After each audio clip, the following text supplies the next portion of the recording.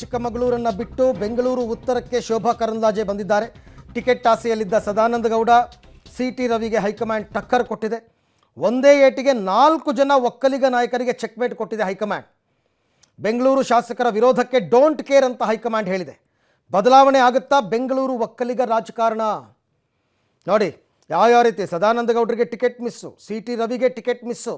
ಅಂದರೆ ಬೆಂಗಳೂರು ಉತ್ತರಕ್ಕೆ ಅವರಿಬ್ಬರು ಕೂಡ ಆಕಾಂಕ್ಷಿಗಳಾಗಿದ್ದರು. ಅವ್ರಿಗೆ ಟಿಕೆಟ್ ಮಿಸ್ ಮಾಡಿ ಮತ್ತೊಬ್ಬ ಒಕ್ಕಲಿಗರು ಶೋಭಾ ಕರಂದ್ಲಾಜೆನೇ ಕರ್ಕೊಂಡು ಬಂದು ಅವ್ರಿಗೆ ಟಿಕೆಟನ್ನು ಕೊಟ್ಟಿದ್ದಾರೆ.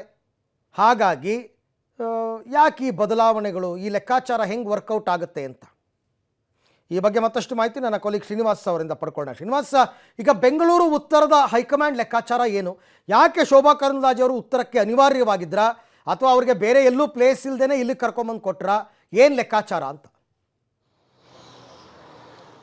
ಅರವಿಂದ್, ಶೋಭಾ ಕರಂದ್ಲಾಜೆ ಅವರಿಗೆ ಉಡುಪಿ ಚಿಕ್ಕಮಗಳೂರಿನಲ್ಲಿ ಗೋ ಬ್ಯಾಕ್ ಶೋಭಾ ಅನ್ನುವಂತಹ ಅಭಿಯಾನಗಳು ಪ್ರಾರಂಭ ಆಗಿತ್ತು.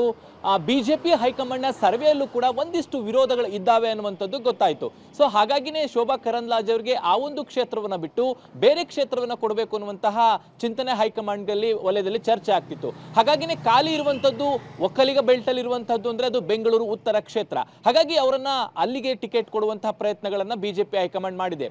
ಒಂದು 2-3 ಸಂದೇಶವನ್ನ ಈ ಟಿಕೆಟ್ ಕೊಡುವ ಮೂಲಕ ಬಿಜೆಪಿ ಹೈಕಮಾಂಡ್ ಮಾಡಿದಂತೆ ಕಂಡಿದೆ. ಇಲ್ಲಿ ಅನೇಕ ಜನರ ಆಕಾಂಕ್ಷಿಗಳಿದ್ರು. ಅದರಲ್ಲೂ ಸಿ.ಟಿ. ರವಿ ಅವರು ಉಡುಪಿ ಚಿಕ್ಕಮಗಳೂರು ಮತ್ತೆ ಬೆಂಗಳೂರು ಉತ್ತರದಲ್ಲಿ ಪ್ರಬಲ ಆಕಾಂಕ್ಷಿಗಳಾಗಿದ್ರು. ಆದರೆ ಶೋಭಾ ಕರಂದ್ಲಾಜೆ ಅವರಿಗೆ ಅಲ್ಲಿ ತಪ್ಪಿಸಿ ಅವ್ರಿಗೆ ಕೊಟ್ಟು ಇಲ್ಲಿ ಕೊಡೋದಕ್ಕಾಗೋದಿಲ್ಲ ಅನ್ನುವಂತಹ ಲೆಕ್ಕಾಚಾರದಲ್ಲಿ ಇಲ್ಲೂ ಕೂಡ ಸಿ.ಟಿ. ರವಿ ಅವರಿಗೆ ಟಿಕೆಟ್ ಅನ್ನ ಮಿಸ್ ಮಾಡಿದ್ದಾರೆ. ಒಂದು ಒಕ್ಕಲಿಗರ ಬೆಲ್ಟ್ ಆಗಿರೋದ್ರಿಂದ ಹೈಕಮಾಂಡ್ ನಿಲುವೆ ಇಲ್ಲಿ ಸ್ಪಷ್ಟ ಅನ್ನುವಂಥದ್ದನ್ನ ಇಲ್ಲಿನ ನಾಯಕರಿಗೆ ಹೈಕಮಾಂಡ್ ಸಂದೇಶ ಕೊಡುವಂತಹ ಪ್ರಯತ್ನವನ್ನ ಮಾಡಿದೆ ಅಂತ ಅನ್ಸುತ್ತೆ. ಯಾಕೆಂತಂದ್ರೆ ಶೋಭಾ ಕರಂದ್ಲಾಜೆ ಬರಲಿಕ್ಕೆ ಪರೋಕ್ಷವಾಗಿ ನಿನ್ನೆ ಕೂಡ ಅಶೋಕ್ ಅವರು ವಿರೋಧ ಮಾಡಿದ್ರು, ಸ್ಥಳೀಯ ಶಾಸಕರು ವಿರೋಧ ಮಾಡ್ತಿದ್ದಾರೆ ಅನ್ನುವಂಥ ಮಾತುಗಳನ್ನು ಹೇಳಿದ್ರು. ಆದ್ರೆ ಹೈಕಮಾಂಡ್ ಇದು ಯಾವುದಕ್ಕೂ ಕೂಡ ಸೊಪ್ಪು ಹಾಕಿಲ್ಲ. ಹೈಕಮಾಂಡ್ ನಿರ್ಧಾರವೇ ಅಂತಿಮ ಅನ್ನುವಂಥ ಸಂದೇಶವನ್ನ ಕೊಟ್ಟಂತೆ ಕಾಣ್ತಿದೆ. ಇನ್ನು ಚುನಾವಣೆ ಯಾವ ರೀತಿಯಾಗಿ ವರ್ಕ್ ಆಗುತ್ತೆ ಅನ್ನುವಂಥದ್ದನ್ನ ಕಾದ್ ನೋಡ್ಬೇಕಾಗುತ್ತೆ. ಯಾಕೆಂದ್ರೆ ಸ್ಥಳೀಯ ಶಾಸಕರಿಗೆ ವಿರೋಧ ಇರೋದ್ರಿಂದ ಏನಾದ್ರೂ ಒಳ ಏಟು ಬೀಳುವಂತಹ ಸಾಧ್ಯತೆಗಳು ಇದಾವ ಅನ್ನುವಂತಹ ಚರ್ಚೆಗಳು ಕೂಡ ಆಗ್ತಿದ್ದಾವೆ. ಆದ್ರೂ ಕೂಡ ಬಿಜೆಪಿ ಹೈಕಮಾಂಡ್ ಟಿಕೆಟ್ ಕೊಟ್ಟಿರೋದ್ರಿಂದ ಸೊ ಆ ರೀತಿಯಾದಂತಹ ವಿರೋಧಿ ಚಟುವಟಿಕೆಗಳು ಆಗೋದಿಲ್ಲ ಅಂತ ಅನ್ಸುತ್ತೆ. ಆದ್ರೆ ಹೈಕಮಾಂಡ್ ಮಾತ್ರ ಒಂದು ಸ್ಪಷ್ಟ ಸಂದೇಶವನ್ನ ಕೊಟ್ಟಿದೆ. ಈ ಬಾರಿ ಹೈಕಮಾಂಡ್ ನಿಲುವೇ ಅಂತಿಮ ಅನ್ನುವಂಥದ್ದನ್ನ ಶೋಭಾ ಕರಂದ್ಲಾಜೆ ಅವರಿಗೆ ಬೆಂಗಳೂರು ಉತ್ತರದಲ್ಲಿ ಟಿಕೆಟ್ ಕೊಡುವ ಮೂಲಕ ಮತ್ತೊಮ್ಮೆ ಹೈಕಮಾಂಡೇ ಡಾಮಿನೆಂಟ್ ಅನ್ನುವಂಥದ್ದನ್ನ ಇಲ್ಲಿ ಸ್ಪಷ್ಟವಾಗಿ ತೋರಿಸಿದೆ ಅಂತ ಅನಿಸುತ್ತೆ. Arvind, okay, thank you Srinivas ತಮ್ಮ ಎಲ್ಲ ಮಾಹಿತಿಗಾಗಿ.